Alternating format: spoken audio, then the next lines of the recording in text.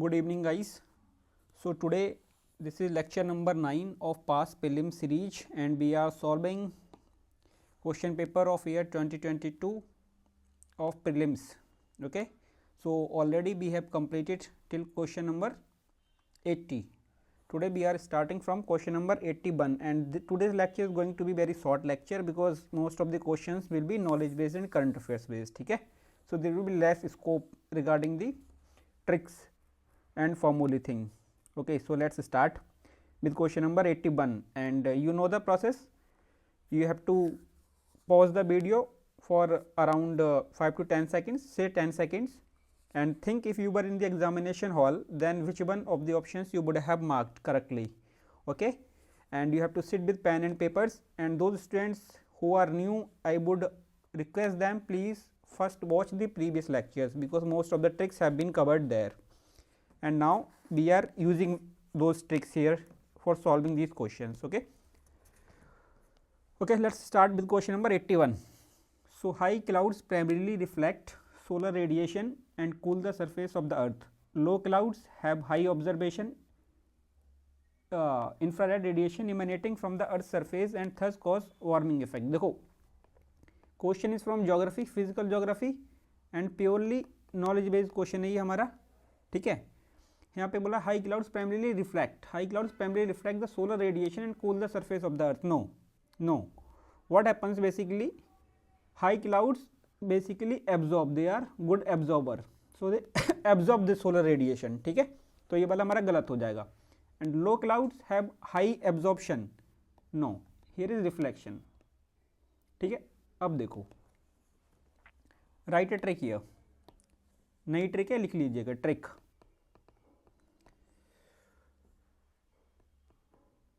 Two statements given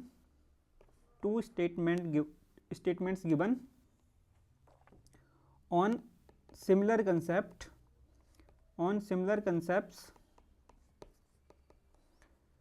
Think what you have to think. Have the facts been interchanged? Have the facts been interchanged? That is shuffling of the facts. What I am saying, if two statements have been given and they are on the same concept or similar concept, then you have to think ki whether UPSC is trying to confuse me by shuffling the facts. See how intelligently they have shuffled the facts here. जहाँ पर reflection होना चाहिए वहाँ पे absorption कर दिया, जहाँ पे एब्जॉर्प्शन होना चाहिए वहाँ रिफ्लेक्शन कर दिया. इसके वजह से दोनों के दोनों स्टेटमेंट होगा गलत. This is how UPSC Lay's the trap for you people. ठीक है, और आपने अगर ओवररीड कर दिया क्वेश्चन को कि हाँ यार ठीक कह रहा, रिफ्लेक्ट और एब्जॉर्ब, यहाँ पर कंफ्यूज हो गए तो आपके दोनों गलत हो जाएंगे. आप मार्क क्या जाओगे, बोथ 1 and 2 आर करेक्ट, जबकि आंसर है both 1 and neither 1 nor 2 is correct. ठीक है, now let's come to the question number 82. Question number 82, purely current affair based. Consider the following statement. BDBD is a large refugee settlement in northwestern Kenya. यहाँ पे Kenya नहीं है, correct क्या होना चाहिए, it is in northern Uganda.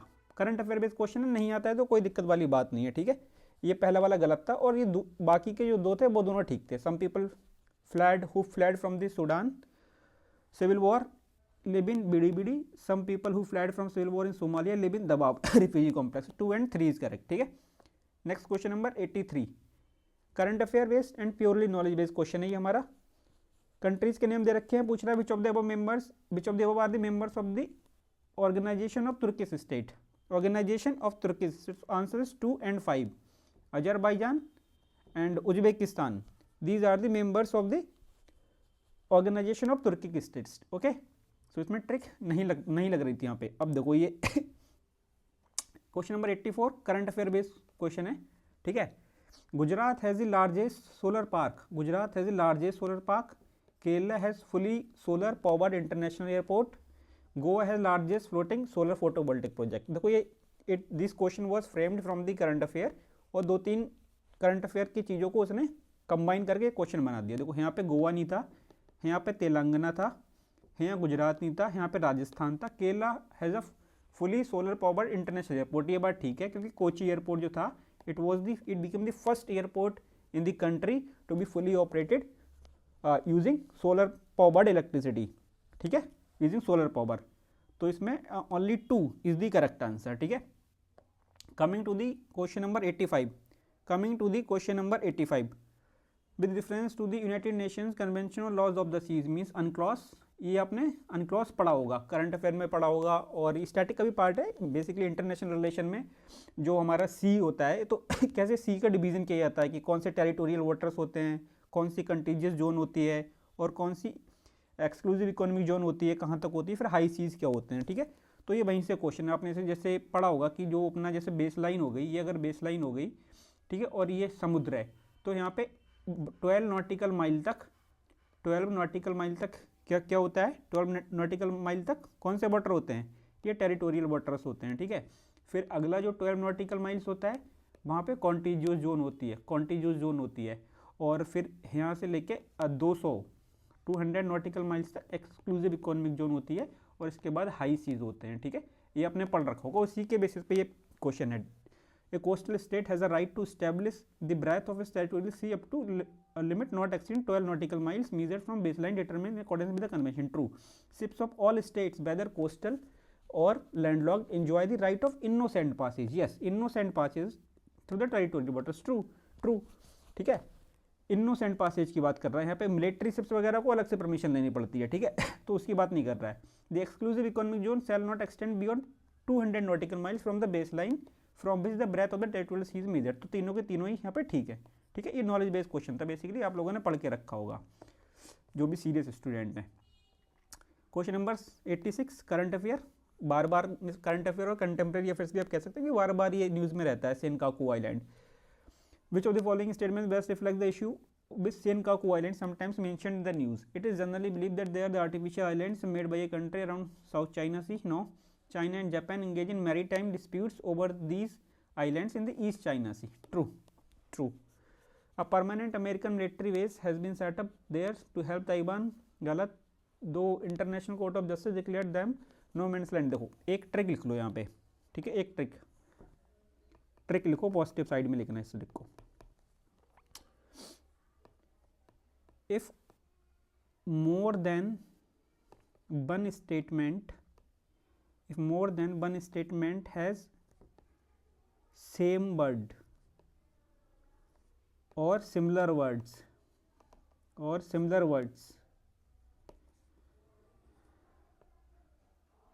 correct answer is any one of them। अगर 2-4 में से मान लो 2 स्टेटमेंट ऐसे दे दिए जिनमें सेम वर्ड्स वो यूज़ कर रहा है, सेम फैक्ट्स यूज़ कर रहा है, सिमिलर फैक्ट्स यूज़ कर रहा है, तो मान के चलो कि वो आंसर उन दोनों में से ही एक है। बाकी बस ऐसे ही दे रखे हैं ऑप्शन, आंसर उन दोनों में से ही एक है। देखो इसने बोला it is generally believe that they are artificial islands made by a country around south China sea. यहाँ पे साउथ चाइना सी बोल रहा है, अब कह रहा है China and Japan engage in maritime dispute over this island in east China sea. देखो यहाँ पे साउथ चाइना सी बोला, यहाँ पे ईस्ट चाइना सी बोला, मतलब आंसर इन दोनों में से ही कोई एक है, वरना और भी मतलब। अब देखो बाकी के जो ऑप्शन थे यहाँ पे ऐसे सी बी की बात ही नहीं करेगा यहाँ पे, देखो किसी में सी की बात ही नहीं किए सुने ऐसे, लेकिन यहाँ पे साउथ चाइना से ईस्ट चाइना से, तो मान के चलो कि इन दो में से ही एक आंसर होगा। ऐसे भी आप इसको सोच लीजिए, क्योंकि देखो एक बात को समझो, what is the psychology of the examiner who is setting the paper. Examiner के पास तो सारे के सारे ऑप्शन ठीक है ना, examiner does not have the wrong answers, sorry wrong options, he has all the facts which are correct. Out of those all correct facts, he has to make 1 correct statement and 3 incorrect statement। तो incorrect statement को बनाने में से ज़्यादा मतलब अपना दिमाग use करना पड़ेगा, और फिर वो कैसे करके स्टेटमेंट को गलत बनाएगा। तो ऐसे ही कुछ ना कुछ तिगड़मबाजी करके ही कि भाई साउथ चाइना सी की जगह ईस्ट चाइना सी कर देगा, नॉर्थ चाइना सी कर देगा, इस तरीके से वो ऑप्शन को गलत बनाते हैं, ठीक है। तो इसलिए ये वाली ट्रिक्स काम करती हैं। ये ट्रिक्स नहीं है basically, these are logical guesses and the what we can say aptitude that we are developing, understanding the mindset of the examiner or paper setter who is setting this paper, ठीक है।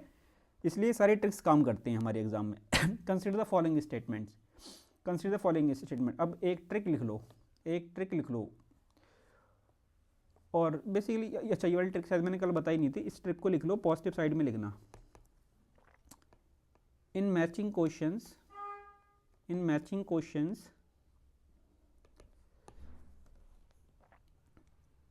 if four pairs given,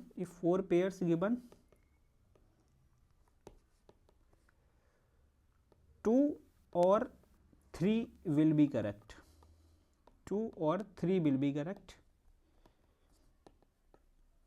If five pairs given, three or four will be correct. ठीक है, ज़्यादातर यही आप देखोगे, ठीक है, जिसमें चार स्टेट मतलब चार पेयर्स दे रखे होंगे तो उनमें 2 या 3 ठीक होंगे, अगर 5 दे रखे होंगे इनमें 3 या 4 ठीक होंगे, ठीक है, ना तो सारे गलत होंगे ना ही सारे ठीक होंगे in most of the cases. Obviously 1 या 2 में ये like this rule can fail, but in most of the statements you will see it. आज ही आप देख लेना 2-3 क्वेश्चन में ये कैसे काम करेगा ये वाला, ठीक है। तो 87 जो हमारा क्वेश्चन है उसमें कंट्री दे रखा है and important reason for being in the news recently. तो छड़ की जो बात है तो वो छड़ को कह रहा है setting up permanent military base by China, ये गलत है, ऐसा कोई एविडेंस मिला नहीं है, तो फर्स्ट वाला इज इनकरेक्ट, बाकी तीनों ठीक हैं, ये तीनों ठीक हैं, ठीक है।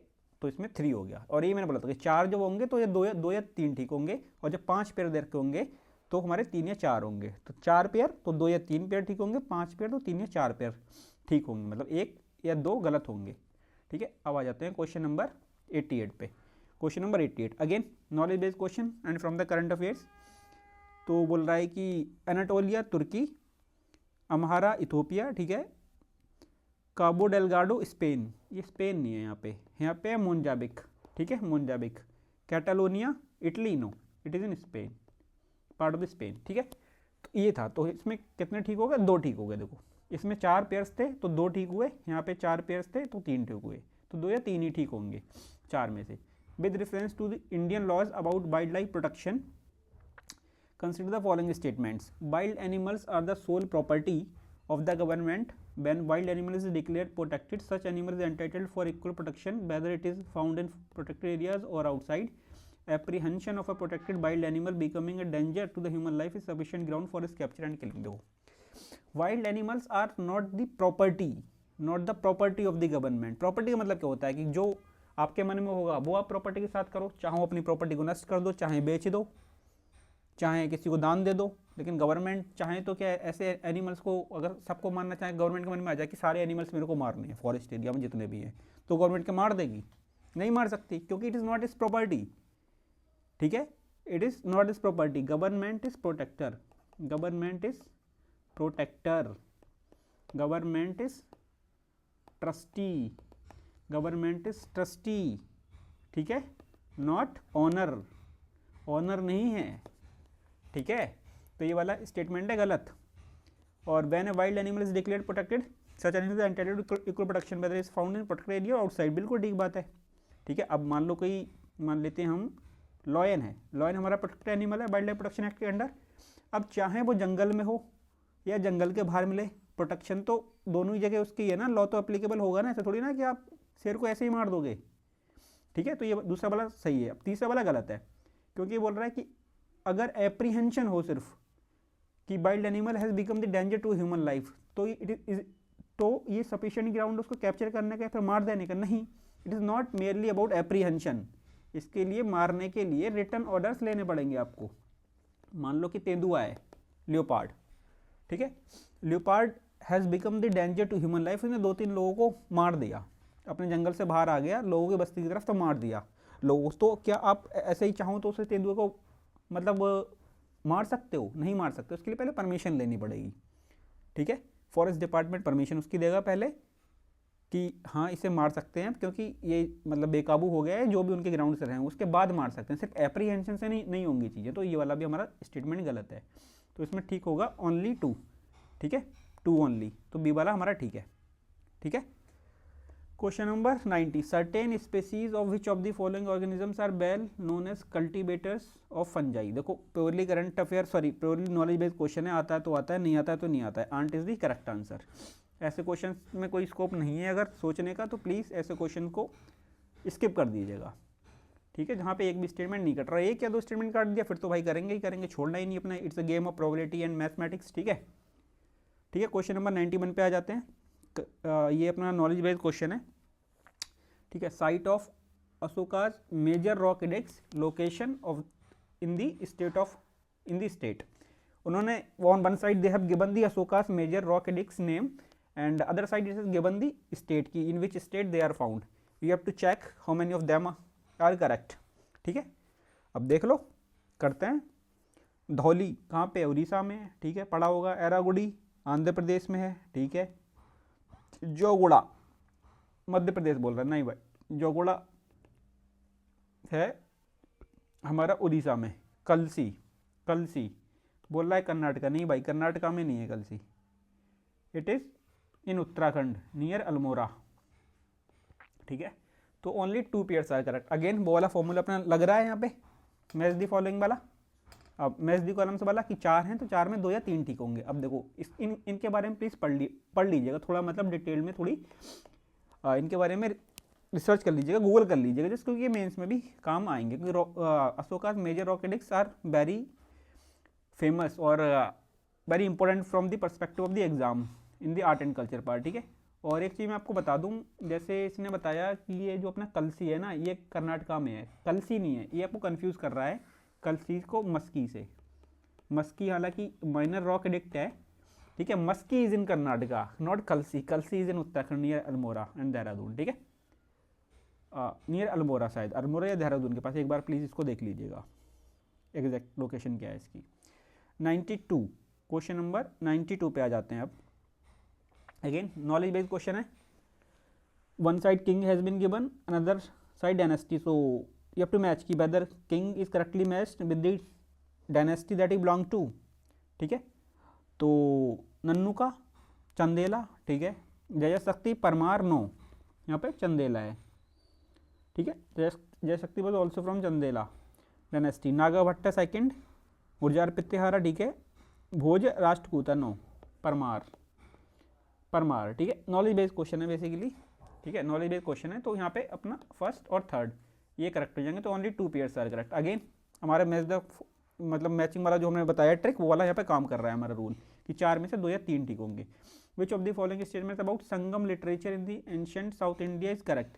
अगेन थोड़ा नॉलेज बेस्ड है ये क्वेश्चन, ठीक है, लेकिन एक ऑप्शन को आप एक आध को तो काट सकते हो, थोड़ा कॉमन सेंस लगा। Sangam poems are devoid of any reference to material culture.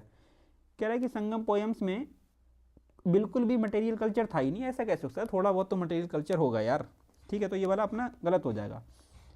Social classification of varna was known to Sangam poets, yes it was known to Sangam poets.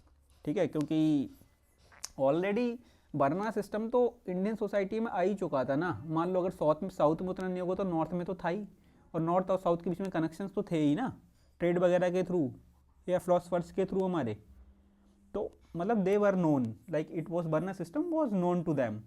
सी देखो यहाँ पे लैंग्वेज समझो, known to them, known to Sangam poets, not saying practised, not saying practised. ठीक है, it is saying known, भाई होगा पता उन्हें, अब आपको कैसे पता कि उनको पता नहीं होगा, होगा पता उनको, नोन टू देम। तो लैंग्वेज देखो यहाँ पे थोड़ी लीनियंट लैंग्वेज है। ठीक है, Sangam poems have no reference to warrior ethics, गलत है भाई, एथिक्स के ऊपर है संगम पोएम्स में, एथिक्स एक बड़ा पार्ट है, तो बारियर एथिक्स पे उन्होंने लिखा है Sangam literature refers to magical forces irrational, पता नहीं। ठीक है, गलत है ये वाला भी, तो B is the correct option. ठीक है, ऐसे सोच के किया जा सकता था इसको। क्वेश्चन नंबर 94 पे आ जाते हैं। Yoga Vasishtha, Yoga Vasishtha was translated into Persian by Nizamuddin Panipati during the reign of Akbar.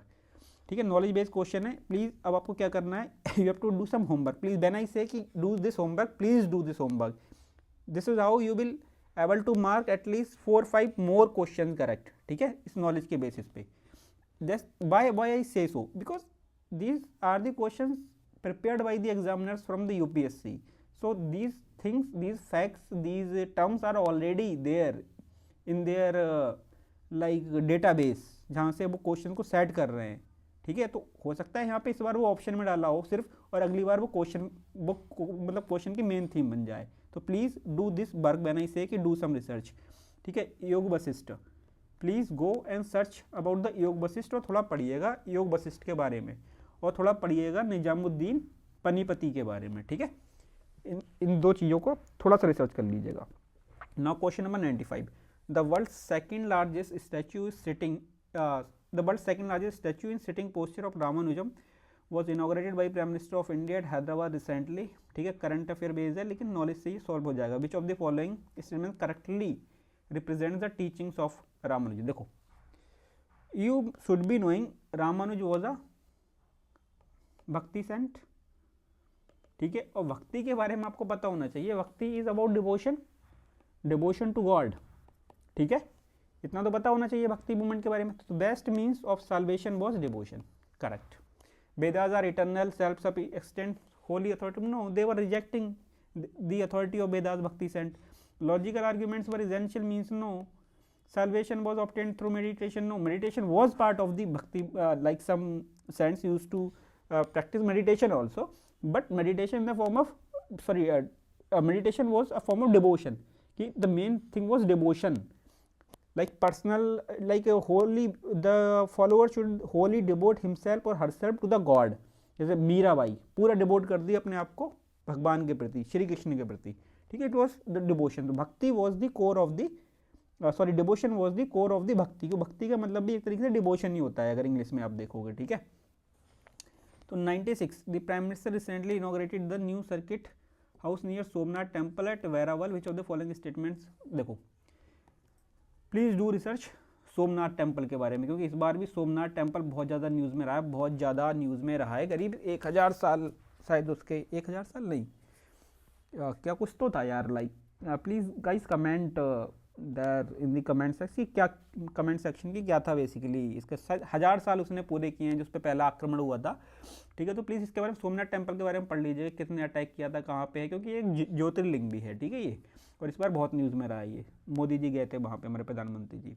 Somnath temple is one of the jyotirlinga shrines, लो ये पहला ही ऑप्शन है, हाँ ठीक है ये। A description of Somnath temple was given by Al Biruni, true, true. Prime Minister of Somnath Temple installation of the present day temple was done by President S. Radhakrishnan. No, no, it was who was our first president, Dr. Rajendra Prasad, ठीक है, राजेंद्र प्रसाद जी थे। और इसको लेके बड़ी controversy हुई थी। अगर मैं आपको थोड़ा सा इसमें डिटेल दे दूं कि जो राजेंद्र प्रसाद जी थे फर्स्ट प्रेसिडेंट ऑफ इंडिया, वो जाना चाहते थे सोमनाथ टेम्पल का इनॉग्रेशन के लिए। सोमनाथ टेम्पल को बेसिकली मतलब रिनोवेट किया गया था, तो उसके इनॉग्रेशन के लिए वो जाना चाहते थे। And prime minister of over India, first prime minister mister Jawaharlal Nehru, वो नहीं चाहते थे कि प्रेसिडेंट वहाँ पे जाएं और वहाँ पे जाकर मतलब पार्टिसिपेट करें। क्यों? नेहरू जी कहना चाहते थे कि like president is on the constitutional post, ठीक है, स्टेट को रिप्रेजेंट कर रहे हैं, कंट्री को रिप्रेजेंट कर रहे हैं। और जो टेम्पल है वो जो है वो एक पार्टिकुलर रिलीजन को, मतलब हिंदूज को रिप्रेजेंट कर रहा है। तो president should not inaugurated, there should be separation, there should be separation between the religion and the state, ठीक है, वो ये चाहते थे। क्यों? क्योंकि India is a secular country, ठीक है। तो ये उनका लॉजिक था। लेकिन इसको लेके जवाहरलाल नेहरू और सरदार कह रहा हूँ, डॉक्टर राजेंद्र प्रसाद के बीच में थोड़े मतलब मतभेद भी हुए काइंड ऑफ, और लेकिन लास्ट में वो राजेंद्र प्रसाद जी वहाँ गए थे, ठीक है। आप बताइए कि ये सही फैसला था उनका या नहीं था, सोच के बताइएगा एक बार कमेंट सेक्शन में। तो 1 and 2 are the correct, 1 and 2 are the correct here, ठीक है। Now coming to the question number 97, question number 97, which one of the following statement best describes the role of B cell and T cells. देखो ये जो है B cell and T cell, ये basically हमारा science and tech में आपने पढ़ा होगा, और it is regarding immunity, body को इम्यूनिटी देते हैं, they help body to fight from with the pathogens, ठीक है। तो ये सारी चीज़ रहती है। तो they protect the body from environmental allergens, ठीक है, they protect the body from environmental allergens, they alleviate the body's pain and inflammation, they act as immunosuppressants, they protect body from diseases caused by pathogens, ठीक है। ये knowledge based question है, और ये मैंने बताया कि दे प्रोटेक्ट द बॉडी, कि जो डिजीज़ होती है पैथोजेंस की वजह से उनसे पैथोजन से हमारी बॉडी को बचाता है, क्योंकि they develop the immunity to our body, these B and T cells, ठीक है। आप लोगों ने ऑलरेडी पढ़ रखा होगा, अब मैं ऐसा करता हूँ। Question number 98. Coming to the question number 98. Consider the following statements. Other than those made by humans, nanoparticles do not exist in the nature. भाई nanoparticles exist in the nature. Exist in the nature also. आपने देखा होगा कि अगर pigeon होता है, pigeon मतलब कबूतर, तो उसकी अगर आपने नेक देखी हो तो वो कलर चेंज करती है, जब ऐसे से घुमाता है ना अपनी गर्दन तो वो कलर चेंज करता है. That is due to the nano particles. ठीक है, नैनो इफेक्ट वहाँ पे. तो और भी बहुत सारी चीज़ें होंगी जहाँ पे नैनो इफेक्ट हमारे चारों तरफ होगा. ठीक है, और नैनो टेक्नोलॉजी है ना, it is very very important theme for UPSC. Please इसको पढ़ लीजिएगा, मतलब नैनो टेक्नोलॉजी के बारे में. नैनो पार्ट तो ये वाला गलत हो जाएगा अपना, ये कह रहा है ये नेचर में एग्जिस्ट नहीं करता. Nano particles of some metallic oxides are used in manufacture of some cosmetics. Nanoparticles of some commercial products which enter the environment are unsafe for human. देखो भाई ट्रिक है भाई, लीनियंट लैंग्वेज और loose language. Loose language तो loose language वाले statement होते हैं ठीक अपना. तो B 2 and 3 are correct. 2 and 3 are correct. तो D is the correct answer. ठीक है, D is the correct answer.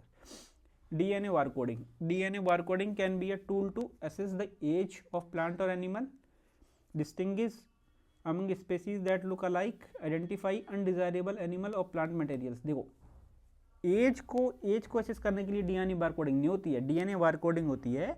DNA barcoding होती है आइडेंटिफिकेशन के लिए, आइडेंटिफिकेशन के लिए.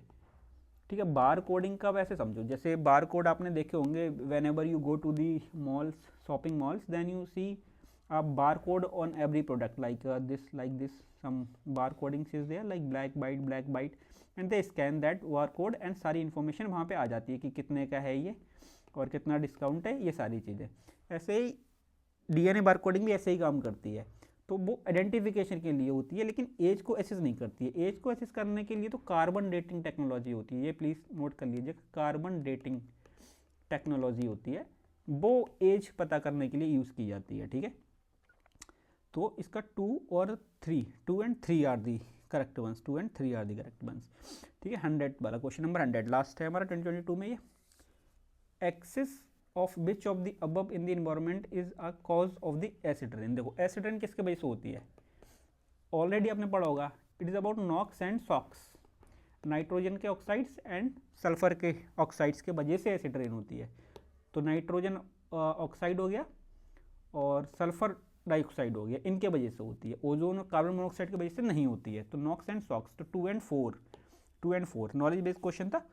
सो guys we have friends, we have completed the 2022 paper also. इससे पहले हमने 2021 का पेपर कंप्लीट किया था. प्लीज़ लाइक कर दीजिएगा, वीडियो को लाइक कर दीजिएगा और सब्सक्राइब कर दीजिएगा. ठीक है, और कोई डाउट है, अगर कोई भी आपका सजेशन है तो please comment that in the comment section. Your comments are most welcome. We will work on them also. Okay, so bye bye, take care. मिलते हैं कल. We will start tomorrow from question number 1 of 2023 set 1. Okay, bye, take care.